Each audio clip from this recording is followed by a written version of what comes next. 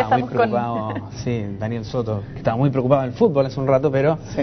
también de las cifras que entregan hoy día los mercados, ¿no? Que está un poco lenta la cosa, nos decía. Sí, lo que pasa es que durante el día de ayer estuvo cerrado Hong Kong, toda Europa, y estuvo cerrado también Estados Unidos, así que tuvimos en realidad muy poco volumen transado, pero esto no fue solamente en el día de ayer, también en la semana pasada tuvimos lo que se llamó el rally navideño, que siempre es un fenómeno estacional que siempre ocurre, que en la semana de Navidad las bolsas tienen un gran, digamos, salto en las rentabilidades, pero con muy bajo volumen. ¿Qué quiere decir que haya poco volumen? Es como, por ejemplo, que uno vea jugar, por ejemplo, no sé, un mundial de fútbol de selecciones sub-14.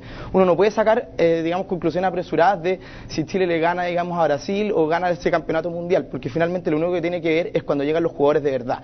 Y los jugadores de verdad en los mercados son los que tienen, digamos, la plata, digamos, los que hacen transacciones grandes, y es cuando se hacen las transacciones con gran volumen. Por lo tanto, todas las rentabilidades pasadas que tuvimos la semana pasada, la semana antepasada y las que tuvimos ayer en algunos mercados emergentes, tenemos que ver que se confirmen hoy. Hoy día, cuando salgan, digamos, los high rollers o los jugadores, digamos, con buenas transacciones, de altos montos, finalmente tenemos que ver si las rentabilidades positivas se siguen manteniendo en el mercado y podemos tener, digamos, un mercado final a final de año. O sea, porque durante estos últimos 4 días nos vamos a jugar, por lo menos en Estados Unidos, si es que los índices bursátiles tuvieron rentabilidades positivas o no.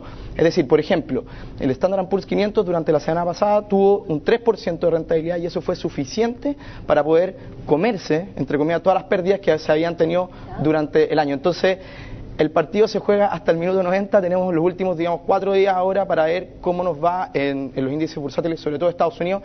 En esto yo dejo un poquito de lado Chile, que ha tenido rentabilidad en torno al menos 23%. No creo que en 4 días vayamos a superar esta rentabilidad tan negativa.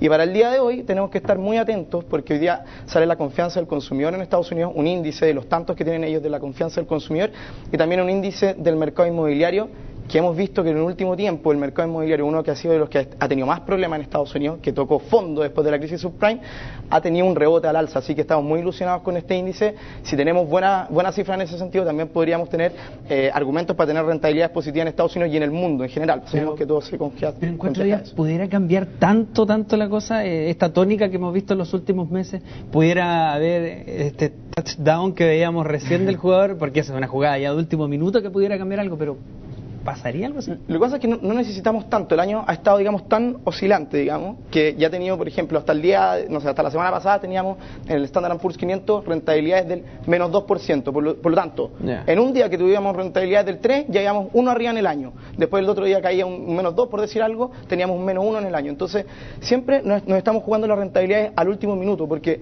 no ha habido una subida mantenida durante todo el año, ni tampoco había una bajada mantenida durante todo el año, sino que hemos tenido un movimiento oscilante en la mayoría de los índices bursátiles, repito, de los países desarrollados. Otro caso es el de los países emergentes como Chile, que está muy, digamos, ligado a lo que está pasando con China y al enfriamiento que tiene China.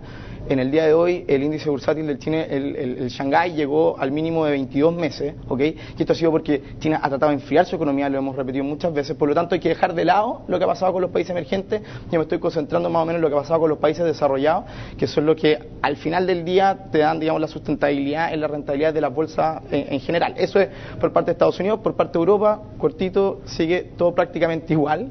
Vamos a tener durante esta semana, si no me equivoco, es el jueves, tal vez antes de que estemos hablando acá, una subasta de deuda por parte de Italia, así que ahí vamos a ver cómo le va, digamos, cuando sale a pedir al mercado una subasta de deudas, que Italia sale a pedir plata al mercado prácticamente, y vamos a ver qué tasa de interés le va a cobrar el mercado. Acuérdense que tasas en torno al 7% son muy peligrosas y son insostenibles en el largo plazo. Actualmente tienen los bonos en 7%, vamos a ver cómo sale esto el jueves. Oye, y brevemente, ¿hay algún plazo para saber si otros países se van a contagiar de la recesión que ya se anunció para España? No hay un plazo. Ahora, sí, ayer también nos estuvieron preguntando mucho sobre eso, sobre qué pasa, porque el ministro de Finanzas salió a decir de que ya ellos iban a entrar prácticamente en recesión.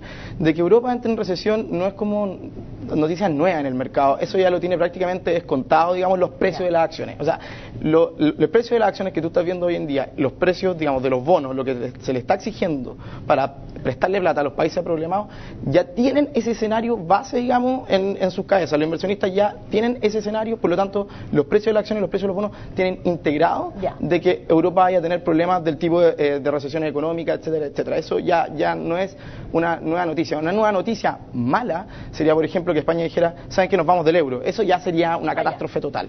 ¿Ok? Pero ese tipo de han anunciado. No, ningún país hasta ahora. Ya, gracias Daniel. Ok, que le vaya muy bien. Chao, nos Adiós, vemos. chao.